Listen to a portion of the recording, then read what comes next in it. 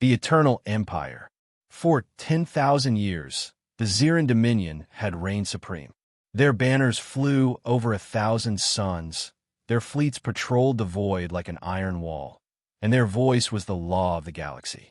Entire civilizations had risen and fallen beneath their gaze, and none had ever challenged their rule. The Dominion was more than just a government. It was a belief system. From the moment of their first conquests, the Xyrrans had declared themselves the eternal stabilizers of the galaxy. Their doctrine was simple: order through fear, eternity through conquest. They believed they had ascended beyond the petty chaos of lesser species, that their vision alone could preserve the stars from collapse. And so, for millennia, they crushed rebellion after rebellion, extinguished uprising after uprising, until resistance became nothing more than a myth. Most species accepted their place within the Dominion. Some were enslaved, others bent willingly, and many simply vanished into history, erased as examples to the rest. The Xyrrans called it peace. The galaxy knew it as tyranny. Then humanity arrived. By the 23rd century, Earth had unified under a fragile but determined coalition. The drive for exploration pushed them into the stars, colonizing first their solar system and then venturing beyond. In mere centuries, humanity had grown from fumbling with primitive rockets to mastering faster-than-light drives, terraforming barren rocks into thriving colonies, and building fleets that stretched across sectors. To the Dominion, humanity was an anomaly, an upstart species that advanced too quickly, too recklessly. In less than 500 years, they had achieved what took most civilizations thousands. Where the Dominion relied on stagnant traditions and carefully guarded secrets, humans innovated endlessly, always pushing beyond the possible. The first encounter was not hostile. Dominion envoys approached humanity as they had with countless others before, demanding tribute, obedience, and recognition of Dominion supremacy. They expected fear. They expected submission. Instead, they were met with confusion, then laughter, then rejection. Humanity would not bow. The Dominion's patience, tempered by millennia of dominance, evaporated quickly. They destroyed Erebus 9, a fledgling human colony on the frontier. The orbital bombardment lasted less than an hour, leaving ash and silence where a thriving settlement had once stood. To the Dominion, it was a message: submit or be erased. But the message was misunderstood. On Earth, the footage of Erebus 9's annihilation was broadcast across every screen. Families watched as their kin were turned to dust. Leaders listened to the cold declaration of the Dominion: "This is your only warning." And in that moment, humanity changed. There would be no surrender. The unified Earth Council gathered in emergency session, and for once, every faction agreed. Humanity would not kneel. They would not beg. They would fight, no matter the odds, no matter the cost. Earth declared war. The galaxy looked on with pity. The Xyrran Dominion had stood unbroken for 10,000 years. They believed humanity would be nothing more than another fleeting spark, quickly crushed beneath an empire older than human civilization itself. But humanity was not like the others. Humanity's relentless spirit. The first months of the war proved the galaxy's expectations correct. The Dominion's fleets dwarfed humanity's in size, experience, and sheer firepower. Where humanity could muster hundreds of ships, the Dominion deployed thousands. Entire human colonies were wiped out in swift strikes. The galaxy shook its head in pity. Another doomed rebellion, another reminder of the Dominion's supremacy. But the Xyrrans had made a mistake. They assumed humanity would break like the others. Instead, humanity adapted. On Earth, recruitment surged to levels never before seen. Men and women from every nation volunteered, not out of coercion, but out of fury. For the first time in centuries, humanity had an enemy that threatened not just borders, but existence itself. Industry shifted overnight. Civilian shipyards were converted into war factories, and entire orbital stations became military hubs.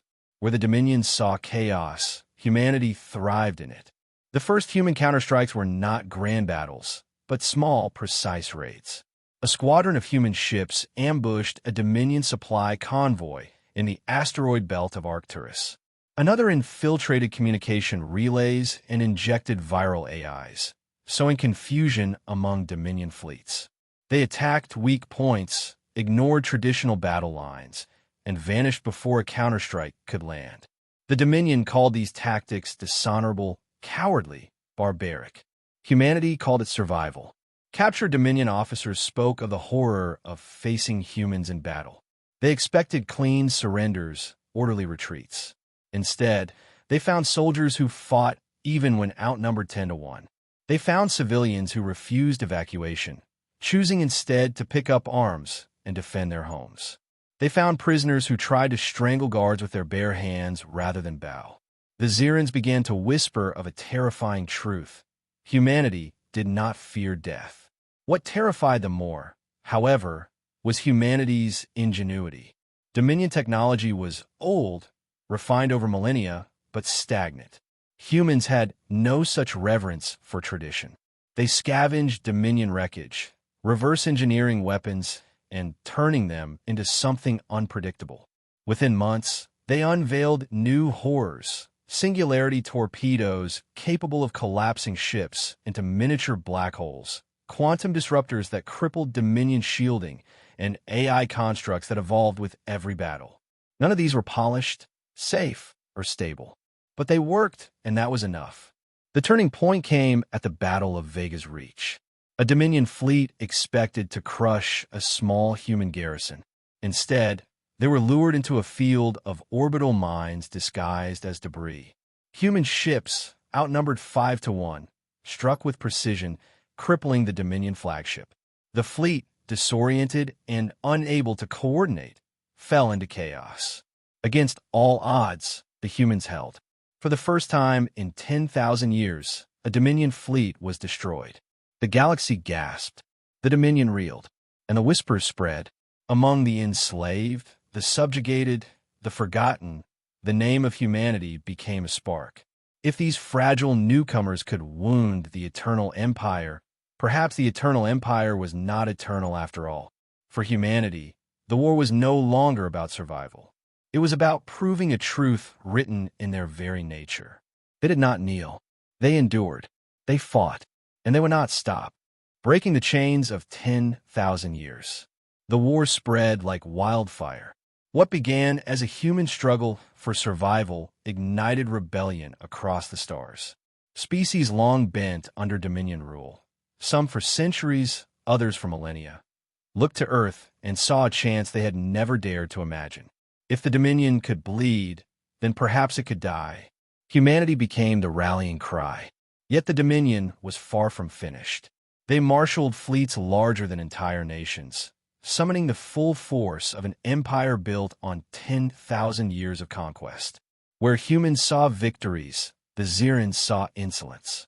And so they gathered their might at Orion's graveyard, a stellar battlefield littered with derelicts from forgotten wars, to crush humanity's growing resistance in one decisive blow. The Dominion fleet arrived with terrifying precision. Thousands of warships, their hulls gleaming with the arrogance of ages.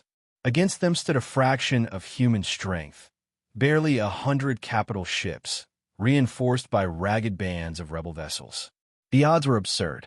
The galaxy expected the rebellion to be snuffed out in a single engagement. But humanity did not fight like the Dominion. The battle began with a feint.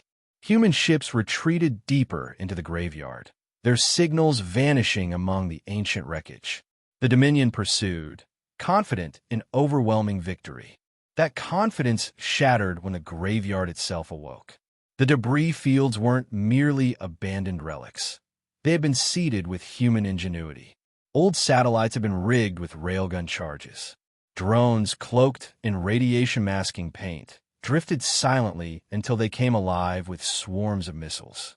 Even derelict Dominion cruisers, long thought worthless, had been repurposed into booby-trapped bombs. The traps snapped shut. In the chaos, human fleets struck with precision. Dominion formations, built on rigid doctrines unchanged for millennia, collapsed as their ships found themselves ambushed from every angle. Admirals screamed for discipline, but their orders fell into static Dominion comms shredded by viral AIs released into their networks. For the first time in living memory, a Dominion fleet panicked. Hours stretched into a nightmare for the so-called Eternal Empire. By the battle's end, half the Dominion fleet was reduced to twisted wreckage, and the rest scattered in disarray. Humanity and their newfound allies emerged scarred but victorious. The galaxy was stunned. For the Dominion, it was more than a military defeat. It was a shattering of myth. They had always claimed eternity, that their rule could not be broken, their power could not be challenged. But at Orion's graveyard, eternity cracked. Scholars within the Dominion began uncovering human history, desperate to understand their enemy. What they found horrified them. Unlike most species, humanity had never known peace for long. Their history was cycles of war, revolution, conquest, and survival. Where others avoided conflict, humanity seemed to be forged in it. The Xyrrans realized the terrible truth. They weren't fighting rebels. They were fighting a species bred by adversity, one that saw the impossible as a challenge, not a barrier.